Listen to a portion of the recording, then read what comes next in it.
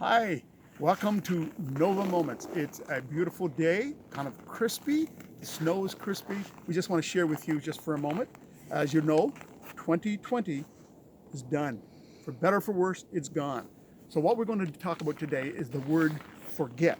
And I'm taking this from Philippians 3:13, where it says, I focus on this one thing, forgetting the past and looking forward to what lies ahead. We've entered 2021, a brand new year, and this verse needs personal application today. The writer gives us three things we need to do. The first being to focus on something. Secondly, to forget the past. And thirdly, look forward. That word focus means pay attention to. It is a definition based on action. I am deciding to pay attention to something rather than something else, a particular thing. In this context, it means my future rather than my past. If the past occupies my mind, then I'm going to try and defend my preoccupation with it, like with words like, well, I just can't forget. And that becomes my go-to excuse. But you know, that's not really God's intention for my life. Forgetting the past does not mean to bury it as if it didn't exist, but to not allow it to determine my enjoying life and moving forward in God's preferred future for me. When I thought of this, I pictured a runner in an important race. This runner was fixated on what was behind them. The fixation was so intense that it hindered their race. Therefore, a race that could have been won was lost because of looking behind.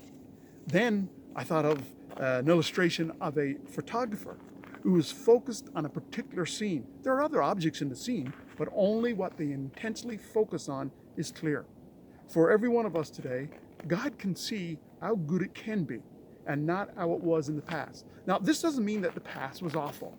Maybe it was, but it never should be allowed to hinder today and my future growth. When the past is what I focus on, God's best for today and tomorrow can never be realized. I never look forward because I'm chained to the past. Maybe there's someone listening today who needs to apply what God said to a nation they were kind of reminiscing. And here's what the writer said in Isaiah 43, and God was speaking. He said, but forget all that. It's nothing compared to what I am going to do, for I am about to do something new. See, I've already begun. Do you not see it? Could it be that you today need to believe that God has something new for you? Listen one more time to our devotional text, Philippians 3:13. I focus on this one thing, forgetting the past. I look forward to what lies ahead. I wish you all the absolute best in the year 2021 as you go with God leading you. God bless you. See you again soon.